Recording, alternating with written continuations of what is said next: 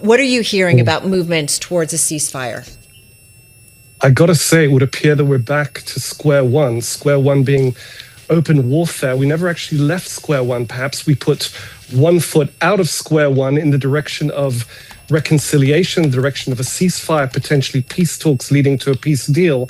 However, 2 days after President Trump surprised everyone, potentially even Iran, by announcing that there had been back-channel talks on ending this war, there's been no confirmation. In fact, that was denied by Iran, although various Iranian statements indicated they'd received U.S. overtures indirectly through intermediaries. We're now, as you noted, a day away from talks that had been speculated upon that they would take place in Pakistan, bringing together senior delegates from those warring sides. That has yet to be confirmed, as you noted. So really all we have now is a very specific operational reprieve on those threatened U.S. attacks on energy assets in Iran, which at the time drew Iranian threats to attack energy assets throughout the region, potentially plunging it into darkness.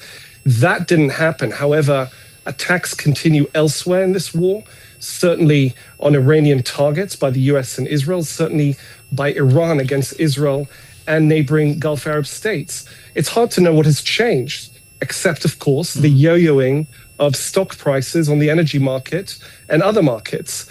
That's really all we can tell right now. We're looking for clarity, and I think the first sign of clarity would have to come from Iran, given that it is the party that is yet to really confirm that this overture was ever received and that back-channel talks were ever held seriously. Well, what has Iran said publicly most recently, Dan, about how they could negotiate or begin negotiations to end this conflict? Well, yeah, go ahead.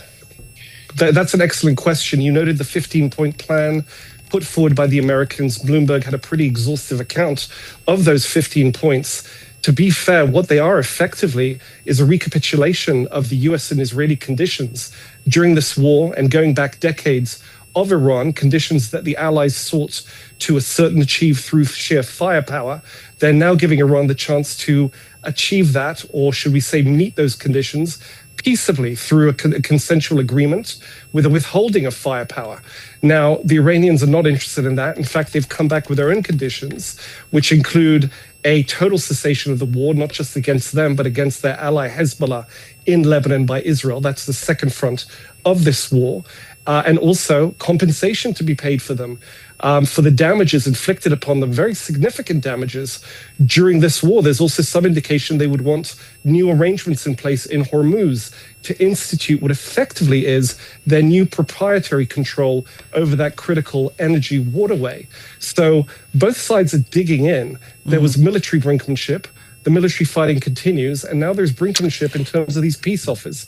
Hard to see how they can be reconciled. Dan, I also can't understand, to be fair, how Iran gets its hands around being stripped of all of its nuclear capabilities and facilities. The conversations Tim and I have had is that, if anything, Iran's going to double down after this.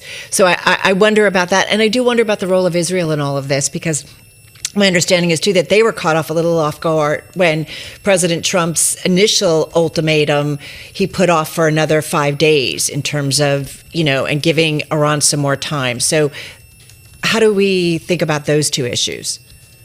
I think you're absolutely correct. In fact, a member of Prime Minister Netanyahu's security cabinet said on the radio that Israel had an inkling that there would be a Trump announcement that would change the rules of the game, but he said they didn't really know the content of it. So while they have been apprised, it wasn't too far in advance. I'm not sure they're consulted much in advance. However, they are fully aboard with this 15-point plan. That has been submitted. As I said, it would satisfy core Israeli demands that well predate this war.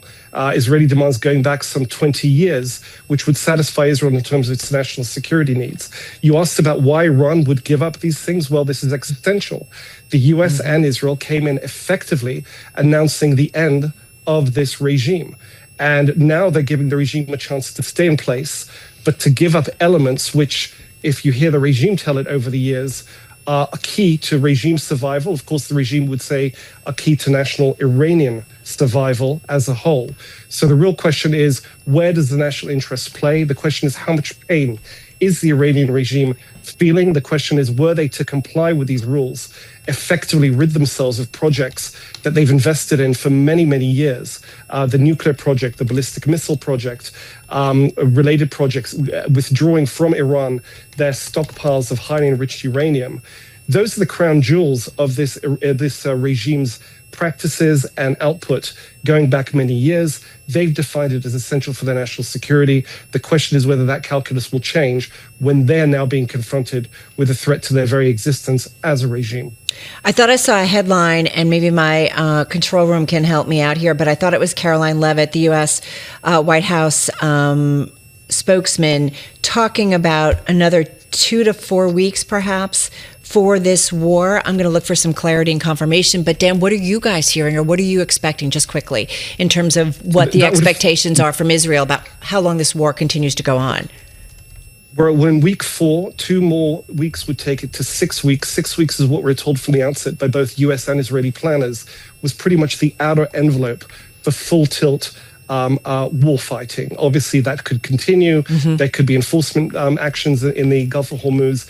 That corresponds to what we're hearing. I suspect it corresponds to the dwindling target bank and the assessments that Iran's offensive capabilities, specifically missiles and drones, are also dwindling. So even if there's no accommodation or peacemaking, they may simply run out of things to bomb, and the Iranians may run out of ways of bombing back.